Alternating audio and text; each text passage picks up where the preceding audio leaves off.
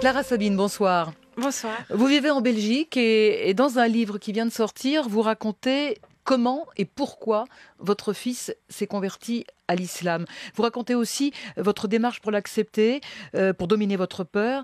Comment l'avez-vous découvert? Par hasard?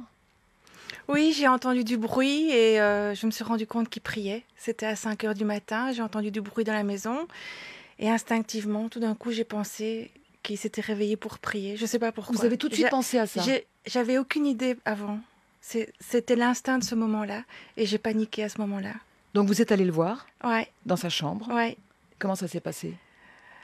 Il me l'avait caché, il nous avait caché sa conversion parce qu'il était rentré en Belgique de 3 mois à l'étranger avant de partir 6 mois à Istanbul et il s'est converti dans la tranche de 2 semaines en Belgique et il n'a pas osé en parler à son père et moi parce qu'il n'allait pas pouvoir communiquer avec nous puisqu'il serait absent et il était rentré d'Istanbul pour un week-end pour l'anniversaire de son frère et j'ai entendu du bruit et je ne sais pas pourquoi, j'ai eu peur et en fait Simon priait. Vous avez parlé d'un tsunami qui vous a envahi. Ouais. J'étais terrorisée. Et pourquoi terrorisée? Je ne sais pas. J'avais peur de l'islam. C'est honteux, mais j'avais peur de l'islam. Je n'arrivais pas à rationaliser ce qui se passait. Mais j'aime profondément mon fils et je me suis dit, il faut que je comprenne ce qui se passe. Il faut que je comprenne ce qu'est l'islam et que j'apprenne à connaître les musulmans et comme ça, j'aurai plus peur. Et c'est ça que j'ai fait. Et lorsque vous découvrez Simon dans sa chambre, est-ce que tout de suite il y a une conversation entre lui et vous sur le pourquoi? Pourquoi s'était-il converti? Est-ce que vous en parlez tout de suite ou est-ce qu'il a fallu du temps? Non, c'est pas qu'il a fallu du temps, mais j'étais vraiment sous le choc. Donc plutôt que de me parler pourquoi, il m'a plutôt expliqué qu'il n'en avait pas parlé avant parce qu'il avait peur de notre réaction, qu'il avait des copains convertis qui avaient été rejetés par leur famille. Et donc il a plutôt justifié à ce moment-là pourquoi il nous en avait pas parlé. Et il attendait d'être de retour à Istanbul pour prendre le temps d'en parler. Il avait raison, en fait. Mais c'est allé très vite. Vous dites en 2 semaines, il s'est converti. Non, il a fait tout un cheminement. Je crois vers ses 16 ans, ça a commencé. Il s'est converti, il devait avoir 18 ans et demi. Moi, je n'ai rien vu venir. Mais pour lui, ça a été un cheminement. Il a eu de plus en plus d'amis musulmans. Il a été impressionné par leur évolution lors du Ramadan. Comment ses copains changeaient, comment ses copains évoluaient. Il s'est mis à lire l'Ancien Testament pour connaître sa religion, enfin les bases de sa religion, alors que ses copains parlaient du Coran. Il s'est dit, moi je connais même pas l'Ancien Testament. Et puis il a lu les évangiles et puis il s'est mis à lire le Coran. C'était un cheminement, mais duquel je n'étais pas au courant. Mais c'est un garçon qui était en quête de spiritualité. Alors, vous dites aussi dans le livre, par exemple, que vous êtes croyante, peu pratiquante. Oui. Est-ce qu'il y a une tradition religieuse dans votre famille? Oui, et on est un peu en dehors des dogmes, mais on est très croyants. Donc on priait assis autour d'une bougie, mes fils et moi. Et souvent je leur dis, je prie pour toi mon chéri, quand il y en a un qui va pas bien, on prie pour l'autre, etc. Mais on restait un peu en dehors des institutions religieuses. Vous pensez que ça a pu avoir un impact aussi sur son cheminement? Sur cette volonté, cette quête de spiritualité ou d'une religion peut-être plus profonde, avec une vraie volonté de s'engager?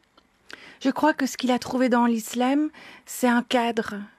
C'est une communauté qui pratique ensemble. C'est une solidarité. Les gens, la solidarité pendant le Ramadan, la charité, l'aide aux associations, etc. Il s'est vraiment trouvé comme une famille supplémentaire, parce qu'on est très famille et il est bien dans sa famille. Il s'est trouvé une communauté de prière qu'il n'avait pas dans le christianisme. Mais vous avez pensé à l'islam radical, au terrorisme, au djihad, dont on parle pratiquement tous les jours? Simon, la première chose qu'il m'a offert, c'est un livre sur l'islam et le terrorisme, pour bien me rassurer, pour me montrer qu'il n'y avait aucun lien. C'est la première chose que j'ai lue. Et vous l'avez cru? Oui. J'ai confiance en Simon aussi. Simon n'a rien d'un terroriste. Simon, il est plutôt le genre diplomate. Donc, c'est pas... Je me suis dit, Simon va rassembler les gens. Il est pas dans le conflit, il est dans l'apaisement. Donc, je n'ai jamais eu peur qu'il vienne un terroriste. Mais j'ai eu peur des rencontres qu'il pouvait faire. Est-ce que vous vous êtes un peu inquiété justement de sa vie en Turquie?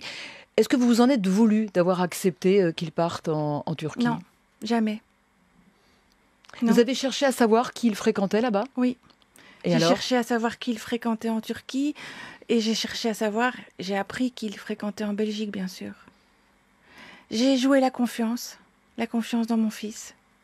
Alors vous savez qu'en France, Clara Sabine, on parle beaucoup de ces deux jeunes Toulousains Oui, qui ont été récupérés en Turquie, justement, alors qu'ils tentaient de gagner la Syrie pour le djihad. Il y a beaucoup, beaucoup de réactions, Jean Z, en France. Hein. C'est vraiment un débat très important ici. Exactement, Pierrot nous écrit: les esprits s'échauffent, les jeunes sont embrigadés par des fanatiques et les parents sont dépassés par les événements. Optimal, une belle mécanique d'embrigadement sectaire, méthode de lavage de cerveau connue depuis la nuit des temps. Internet permet de prospecter de façon exponentielle. Jocelyne, à quoi servent les parents? Personne ne pose la question de savoir si c'est normal qu'à 15 ou 16 ans il soit possible de faire tout ce que l'on veut. Enfin Claude, pourquoi accabler les parents? En tant qu'ancien jeune, avez-vous vraiment tout raconté à vos parents? tout à fait. Vous comprenez ces réactions, Clara Oui, Sabine? je comprends les réactions, mais je crois que les parents ne peuvent pas tout contrôler. Les parents peuvent encadrer, ils peuvent être présents, ils peuvent essayer d'être à l'écoute, mais ils ne peuvent pas tout contrôler. Donc jeter la pierre aux parents, c'est un peu simpliste. Je crois que si ces jeunes sont embrigadés, comme on dit, par Internet, je pense, ça a bien été expliqué que ce n'est pas dans les mosquées que ça se passe, c'est plutôt par Internet. Je crois qu'il faut que le gouvernement s'en occupe déjà, comme en Belgique, on a eu le même problème il y a quelques mois. C'est au gouvernement à suivre ces sites, à les démanteler, à trouver les gens derrière. Simon était un adepte des réseaux sociaux, c'est quelqu'un qui surfe Non. sur le web? Non, Pas du tout. mais j'en sais rien. Mais je suppose que oui. C'est pas un abruti qui n'utilise pas l'ordinateur, mais je ne sais pas. Mais vous êtes allé chercher, par exemple, vous avez essayé j'allais dire, de l'espionner en quelque sorte pour mieux comprendre. Jamais. Non, il n'y a pas eu besoin. Non, j'ai pas espionné Simon. J'ai discuté avec Simon. Il m'a expliqué son cheminement spirituel. Ce qui m'a aidé, c'est que je crois moi en Dieu. Donc pour moi, c'est un changement de religion, mais c'est le même Dieu. Finalement, c'est pas un grand pas. Quand on y pense, c'est pas quelque chose de terrible. Il m'explique que le prophète est venu après Jésus, 600 ans après. C'est juste une progression dans ma foi.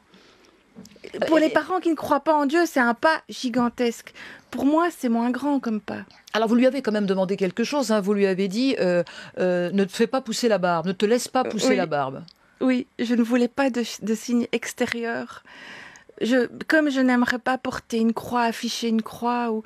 Pour moi, la religion, c'est quelque chose d'intime et de privé qui ne s'affiche pas. Mais bon, c'est ma façon de voir. Et j'avais peur que s'il porte la barbe, on l'affiche musulman. Mais il m'a rétorqué: le fils des voisins, il porte la barbe à un moment. Ce qui était vrai, mais je lui ai dit: mais le fils des voisins, il n'est pas musulman. Donc c'est pas un problème. Mais bon, au début, il m'a dit pas la barbe, d'accord. Et puis le premier ramadan, il l'a fait pousser, il l'a toujours. Et ça lui va très bien. Et Donc on aujourd'hui, négocie sur il la est comment? longueur. Il est comment, Simon, aujourd'hui? Donc il a une longue barbe? Non, non, non, non, Il non, est non, comment? non, non, non, non. Il n'a pas une longue barbe du tout. Il est très beau. Ça, c'est la maman qui parle. Non, il n'a pas une longue barbe, mais on négocie pour qu'elle reste courte. Et c'est une discussion, une négociation régulière. On Vous avez négocie. Non, un discours avec lui régulier. Le contact n'est pas rompu, en tout cas. Non, non, bien sûr que non. Bien sûr que non. Jamais. Et vous êtes sereine? Oui, grâce à lui, il me rend serein. Parce que je le vois heureux et apaisé et apaisant. En tout cas, merci beaucoup de ce Merci à témoignage, vous. Clara Sabine. Mon fils s'est converti à l'islam, même pas peur. C'est aux éditions La Boîte à Pandore, et c'est un témoignage un peu différent de ce que l'on peut entendre justement de la part de ses parents très, très inquiets lorsque leurs enfants, souvent via les réseaux sociaux, se radicalisent jusqu'à parfois partir en Syrie. Merci à vous. Merci à très vous, bientôt. Catherine. Au revoir. Au revoir.